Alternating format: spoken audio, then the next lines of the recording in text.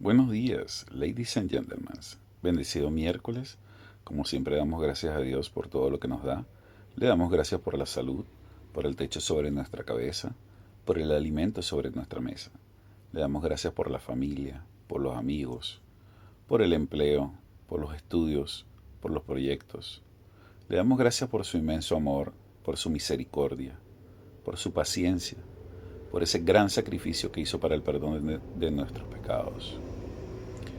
Hoy quería hablarles sobre un capítulo en la Biblia, que esto está en Mateo 14, versículos 22 al 33. Y le vamos a colocar como nombre a esto, ¿por qué dudaste? Estamos en presencia de uno de los hechos más asombrosos en la vida y ministerio de Jesús.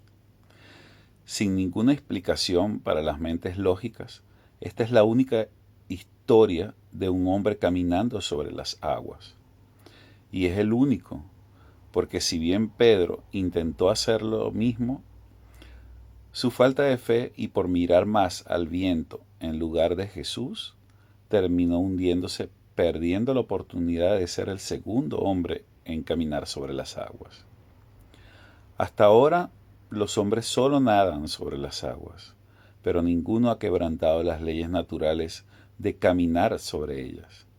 Jesús lo hizo, y seguramente ni siquiera se mojó las sandalias de sus pies. En esta historia nos encontramos con la pregunta de la duda. Nos llama la atención que muchas de las preguntas hechas por Jesús están conectadas con algunos de sus milagros. La de hoy está relacionada con la frase del verso 22, del versículo 22. El contexto inmediato es el de la alimentación milagrosa de los 5.000 hombres. Después que todos comieron hasta saciarse y recoger las sobras hasta llenar 12 canastas, Jesús inmediatamente hizo que los discípulos subieran a la barca y fueran delante de él al otro lado del mar de Galilea. Al parecer no hubo tiempo para celebrar este milagro o para relajarse un poco ante lo sucedido. Otros hubieran dedicado tiempo para disfrutar del acontecimiento, tomarse una buena siesta, pero en lugar de eso, el texto dice, enseguida Jesús hizo a sus discípulos entrar en la barca e ir delante de él a la otra ribera. Andar con Jesús significa compromiso, lealtad, disposición y obediencia. No hubo protestas por los discípulos, no hubo quejas, solo hubo obediencia. Y es por esa disposición de seguir al Maestro que se dio este insólito milagro. Mi propuesta para la ocasión es analizar las dudas que vienen a la vida cuando se camina mirando a las olas en lugar de ver a Jesús. ¿Qué vemos alrededor de la pregunta de hoy? En el versículo 23 vemos que subió al monte a orar aparte. He aquí uno de los hermosos episodios en la vida de Jesús. Para él, la oración no era una opción, era un deber y un placer. A veces pensamos que Jesús no necesitaba de la oración porque era Dios. Hay por lo menos unos 36 versículos donde vemos a Jesús en oración. De todos esos, hay 3 ocasiones especiales de Jesús orando a su Padre. La primera fue cuando comenzó su ministerio. Duró 40 días y 40 noches bajo un total asedio de parte de Satanás. Esto lo podemos ver en Lucas 4, del 1 al 13.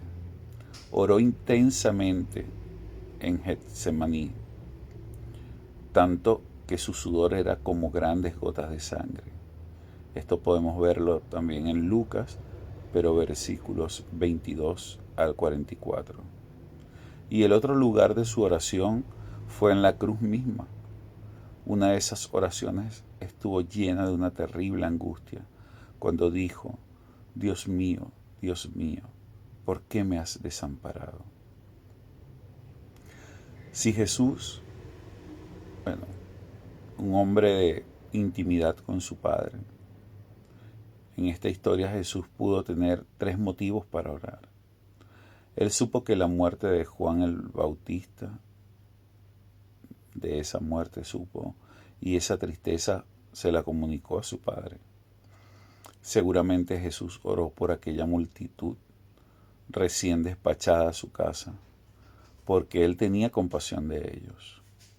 Pero sobre todo, Jesús está en esa montaña orando por sus discípulos.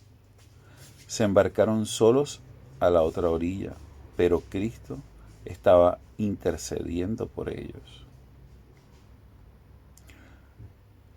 Cuando llegó la noche, estaba allí solo.